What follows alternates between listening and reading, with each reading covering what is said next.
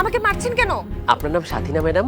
আমার নাম কেন সাথী হবে? সরি, সাথী ম্যাডামের নামে একটা পার্সেল ছিল, কাইন্ডলি ওনাকে ডেকে দিন না। সাথী, তোর পার্সেল আসছে বাইরে। এবারে কি গো? তোর পার্সেল আসছে। দেন মোর পার্সেল দেন। কোনটা মোর পার্সেল? ওরে মোর আল্লাহ, আপনি বরিশালের নি, আপনার নাম সাথী, আপনি একটা পার্সেল আইছে। এই মে, আমার সমস্যা কি? আপনি মোর গাত তোলেন কেন? সরি, পার্সেল আরো একটা আছে। এই, আমার কিন্তু একটা কলগর পার্সেল মার, আমার সমস্যা কি? আপনি আওয়ার পর থেকে খালি মোর থাপড়ানি শুরু করছেন। সরি ম্যাম, আসলে মেইন পার্সেলটা এখনো দেওয়া হয়নি, ওটা খুব দামি, প্লিজ একটু ঘুরে যান না।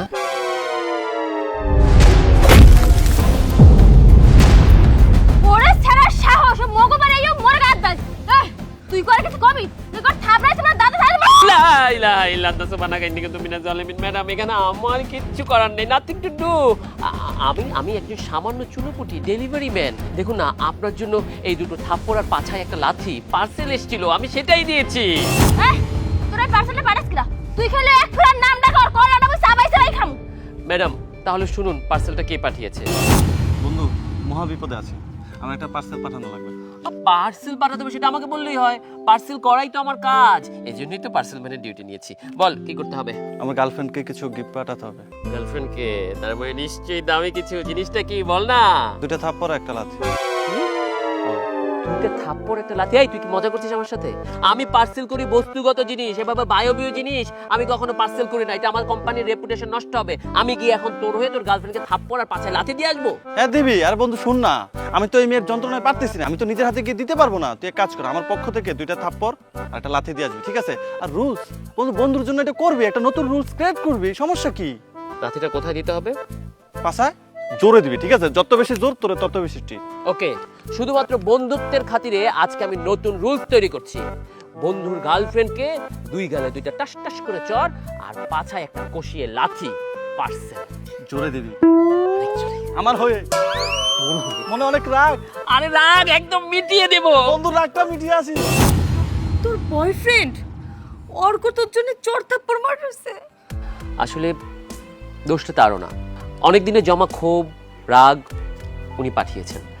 দেখুন, আপনারা যখন একজন আরেকজনকে ভালোবাসেন তখন মন প্রাণ উজাড় করে ভালোবাসেন। যখন ভালোবাসা শুরু হয় তখন একটা স্বপ্ন থাকে, অনেক বড় স্বপ্ন। এই স্বপ্নটা যখন ভেঙে যায় না, তখন যার হৃদয়টা ভাঙে সে বুঝতে পারে কষ্টটা কতটুকু হচ্ছে। সে হয়তো রাগটা সংবরণ করতে পারেনি এবং আপনার মুখোমুখি হতে চাচ্ছিল না, তাই চট থাপ্পড় পাঠিয়েছে। সে কষ্ট পাচ্ছে, সে আপনাকে খুব বেশি ভালোবাসে। আপনি যদি পারেন তাকে আগলে রাখুন। আর ম্যাডাম, এক্সট্রিমলি সরি, আমাদের কোম্পানি থেকে এই ধরনের চট থাপ্পড় ঘুষি লাথি এগুলো কোনো পার্সেল করা হয় না।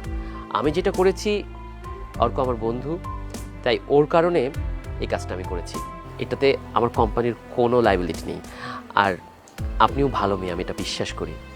আপনি নিন না, ওকে কাছে টেনে নিন, দেখবেন মেনে নিলেই সব সুন্দর। হ্যাঁ ভাইয়া, আমি ঠিক কথাই কইছেন। ও মোরে অনেক ভালো পাইতো, কিন্তু ওরে খালি আমি কষ্টই দিতাম। ওরে আমি কষ্ট ছাড়া জীবনে কিছু দিই নাই। ওরে কষ্ট দিতে দিতে ওর কলজের এককালে জাজরা বানিয়ে ফেলেছি। ওর কলজের আর কিছু নাই। মোরে এরকম ওরে কষ্ট দেওয়া উচিত হয় নাই। ভাইয়া আমি যান, মুই ওর লাগে কথা কই নিম ফোনে। ঠিক আছে, আমি তাহলে যাচ্ছি। আর এরপর থেকে যদি কখনো কোনো কিছু পার্সেল করতে হয় অবশ্যই আমাকে কল করবেন। Thank you so much. দেখ, মাঝখানের মধ্যে আমি চটটা খাইলাম, তোর বয়ফ্রেন্ড তুই চড় খাবি, আমি কেন চড় খাবো? আবরা চুপ থাকবি, ডং কম কর। বান্ধবী লোক একটা চর খাইলে কি হয়? সত্যি ছেলে ডং দেখে বাঁচি না, ঢাকা শহরের মাইগুলো এমনই সব শেষ।